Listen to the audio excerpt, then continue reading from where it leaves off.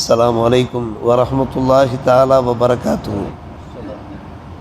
أعوذ بالله من الشيطان الرجيم. بسم الله الرحمن الرحيم.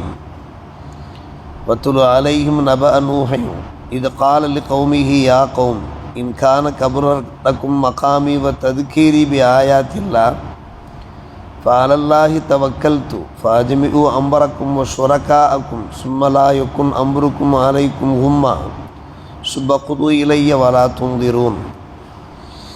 அமன்னா பில்லா சதக்கல்லாஹு மௌலானல் அலியுல் அலீம்.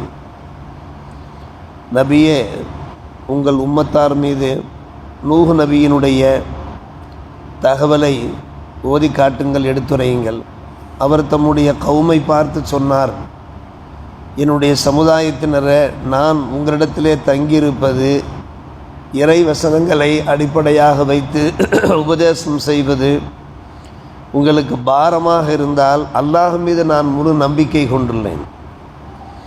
நீங்கள் தீர்மானியுங்கள், உங்களுடைய குல தெய்வங்களோடு வெளிப்படையாகவே செய்யுங்கள், மறைமுகமாக இருக்க வேண்டாம். எனக்கு எதிராக நீங்கள் என்ன தீர்ப்பு செய்தாலும் நான் அது பற்றி பொருட்படுத்தப் போவதில்லை. என்னுடைய பிரச்சாரத்தை நீங்கள் புறக்கணித்து விட்டீர்கள் என்றால் உங்களிடத்தில் நான் எந்த ஒரு கூலியும் கேட்கவில்லை. எனக்கான கூலி அல்லாஹ்விடத்திலேயே இருக்கிறது. அஜ்ரியே இல்லா அல்லா உமிர்தான் அக்கூன மினல் முஸ்லிமின்.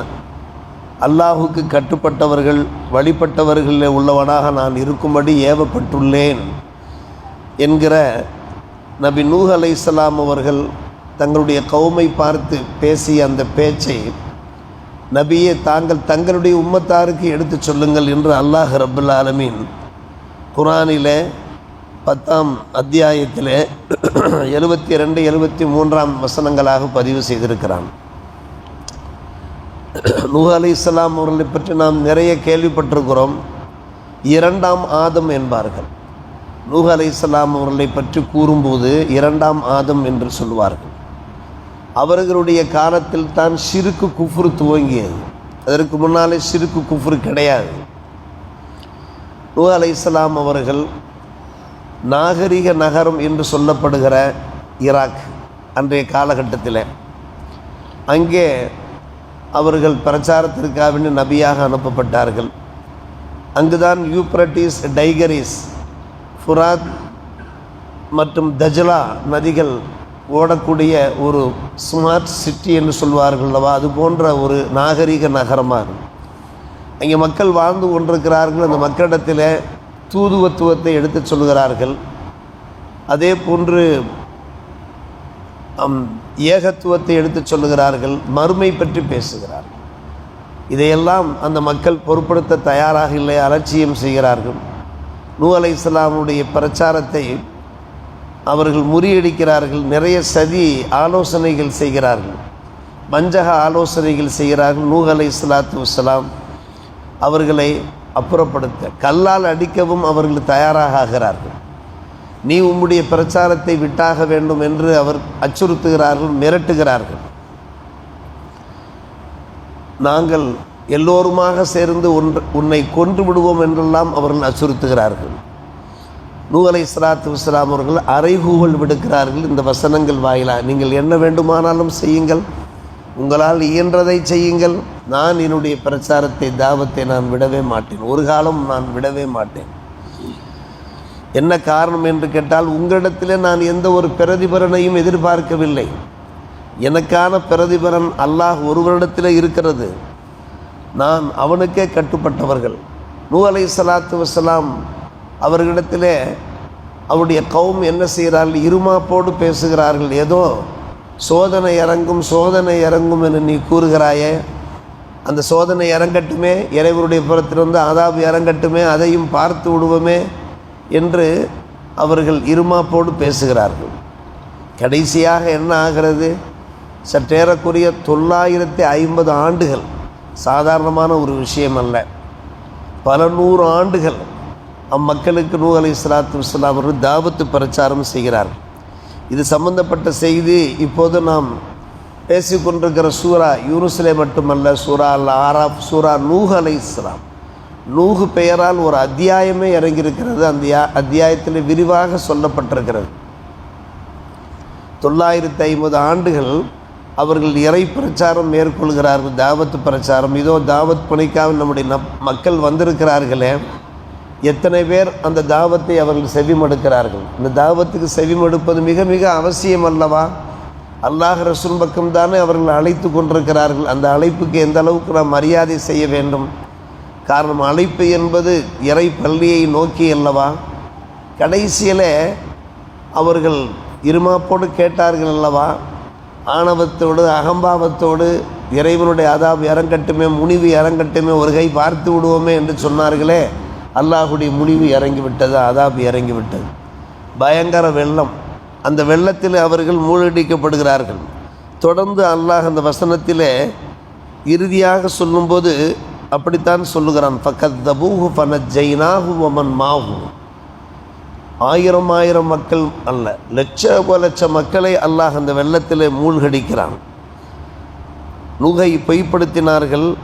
அம்மக்களை அகரக்கல்லதீன கதபூபி ஆயாத்தினா, நம்முடைய ஆயாத்துக்களை பொய்யாக்கிய மக்களை நாம் மூழ்கடித்தோம். ஆனால் யார் நூஹ் அலைஹிஸ்ஸலாம் அவர்களோடு ஈமான் கொண்ட அந்த மூமின்கள் இருக்கிறார்களே, 80 பேர், ஒன்லி 80 பேர். அந்த 80 பேரை நாம் காப்பாற்றி விட்டோம். அத்தனை 1000 மக்களுக்கு பகரமானவர்களாக, ஹலீஃபாக்களாக எதிர்காலத்தில் அந்த 80 பேர் மூலமாக அந்த இஸ்லாம் தலை தோங்கியதை நாம் பார்க்கிறோம். ஏகத்துவம், தூதுத்துவம், மறுமை நம்பிக்கை, இதெல்லாம் எதிர்காலத்தில் அந்த 80 பேர் மூலமாக பிரகாசமடைந்ததை நாம் பார்க்கிறோம். அந்த பாலைவனத்தில் கப்பல் கட்டிய போது அம்மக்கள் கிண்டல் செய்தார்கள், கேலி செய்து, பாலைவனத்தில் நீ கப்பல் விட போகிறாயா என்று கிண்டல் பண்ணினார்கள். கப்பல் தயார் பண்ணினார்கள். நபி நூஹ் அலைஹிஸ்ஸலாம் அவர் ஒரு சிறந்த ஆசாரியாக, தச்சனாக திகழ்ந்தார்கள். தயார் செய்தார்கள். அல்லாஹ் மழையை பொழியச் செய்தான், கடும் மழை பொழியச் செய்தான். அதன் காரணமாக வெள்ளப்பெருக்கு. அந்த வெள்ளப்பெருக்கில் அந்த மக்கள் 950 ஆண்டுகளாக அந்த தாவத்துக்கு மதிப்பளிக்காத மக்கள் மூழ்கடிக்கப்பட்டார்கள் என்கிற அந்த வரலாற்றை அல்லாஹ் ரப்புல் ஆலமீன் நெடுகே நமக்கு எடுத்துரைத்து கொண்டிருக்கிறார். இதனுடைய நோக்கம் என்ன? அவர்கள் சொன்னார்களே, நான் உங்களிடத்திலே தங்கியிருப்பது, என்னுடைய உபதேசம் உங்களுக்கு பாரமாக இருக்குமானால் நான் அது பற்றி பொருட்படுத்த தயாரில்லை. ஃபாலல்லாஹி தவக்கல்து, நான் நம்புவது அல்லாஹ் ஒருவனைத்தான். ஃபாலல்லாஹி தவக்கல்து, இந்த வார்த்தை இருக்கிறது மிகவும் வலிமை வாய்ந்த வீரியமிக்க வார்த்தை. ஃபாலல்லாஹி தவக்கல்து, அல்லாஹ் மீது நான் முழு நம்பிக்கை உள்ளேன், அல்லாஹ்விடத்திலே உங்களை நான் ஒப்படைத்து விடுகிறேன் என்று ஒப்படைத்து விட்டார்கள் அருமை சகோதரர்களே. அதனுடைய அந்த விளைவுகள் என்ன ஆனது என்று நாம் பார்க்கிறோம். எனவே நல்ல விஷயங்களை எடுத்துரைக்கிற போது, மார்க்க உபதேசங்கள் எடுத்துரைக்கிற போது அதற்கு நாம் மதிப்பளிக்க வேண்டும், அதற்கு நாம் அதிக முக்கியத்துவம் தர வேண்டும். முக்கியத்துவம் தருவதோடு அதை நம்முடைய வாழ்க்கையில் கடைபிடிப்பதற்கு உபதேசம் செய்யக்கூடிய நாம் மட்டுமல்ல, அந்த உபதேசத்தை கேட்கின்ற மக்களும் கூட வாழ்க்கையிலே கொஞ்சம் கொஞ்சமாக கடைபிடிப்பதற்கு முயற்சிக்க வேண்டும். இந்த வரலாற்றை அல்லாஹ் நினைவு கூறுவதன் நோக்கம் என்னவென்று கேட்டால், ஆதம் அலைஹிஸ்ஸலாம் அவர்களுக்கு அடுத்தபடியாக வந்த நூஹ் அலைஹிஸ்ஸலாம் நன்கு கவனிக்க வேண்டும். அதற்கு பின்னால் நூஹ் அலைஹிஸ்ஸலாம் தான் முதல் தூதராக வருகிறார்கள் ஆதமுக்கு பின்னாலே. அப்போதான் ஷிர்கு குஃப்ர் துவங்குகிறது. அந்த காலகட்டத்திலே நடந்த அந்த வரலாற்று சம்பவங்களை அல்லாஹ் ரப்புல் ஆலமீன் பல 1000 ஆண்டுகளுக்கு பின்னாலே இந்த குர்ஆனிலே பதிவு செய்ய என்ன காரணம் என்று கேட்டால், நமக்கு உபதேசிப்பது மட்டுமல்ல, பெருமானார் ரசூலே கரீம் ஸல்லல்லாஹு அலைஹி வஸல்லுக்கு அல்லாஹ் ஆறுதல் அளிக்கிறான். ஆம், நீங்கள் எவ்வளவோ இறை பிரச்சாரம் செய்கிறீர்கள், மக்கா மக்கள் ஏற்கவில்லை, மதீனாவிற்கு வந்தீர்கள், முனாஃபிக்குகள் உங்களை வஞ்சிக்கிறார்கள், யஹூதிகள் நசாராக்கள் எல்லாம் உங்களை வஞ்சிக்கிறார்கள், நீங்கள் அதை பற்றி கவலைப்படவே வேண்டாம், நீங்கள் சமாதானமாக சாந்தி சமாதானத்தோடு நீங்கள் இருங்கள், உங்கள் பக்கம் நான் இருக்கிறேன் என்று அல்லாஹ் ரப்புல் ஆலமீன் அன்னலாருக்கு ஆறுதல் அளிக்கும் முகமாகத்தான் அன்பு சகோதரர்களே இந்த வசனங்களை இறக்கி அருளியதாக நாம் பார்க்கிறோம். எனவே அல்லாஹுடைய புறத்திலிருந்து ஆறுதல் அளிக்கும் நல்ல விஷயங்களை எடுத்தோதுகிற போது அதை மக்கள் கேட்காவிட்டாலும் கூட, நம்மை பார்த்து மக்கள் கேலி கிண்டல் பண்ணாலும் கூட, அல்லாஹ் ரப்புல் ஆலமீன் நம் பக்கம் இருப்பான் என்கிற அந்த உண்மை இதில் உணர்த்தப்படுகிறது. மொத்தத்திலே பார்க்கிற போது நூஹ் அலைஹிஸ்ஸலாமுடைய இந்த உபதேசங்கள் மூலமாக நாம் அறிய வருவது, நல்ல உபதேசங்களை நாம் பயன்படுத்தி கொள்ள வேண்டும், அதன் பிரகாரம் செயல்பட வேண்டும் என்பதான். அல்லாஹ் ரப்புல் ஆலமீன் எல்லோருக்கும் அந்த நல்ல பாக்கியத்தை தந்தல் புரிவானாக. வாஹிர் தாவானா அல்ஹம்துலில்லாஹி ரப்பில் ஆலமீன்.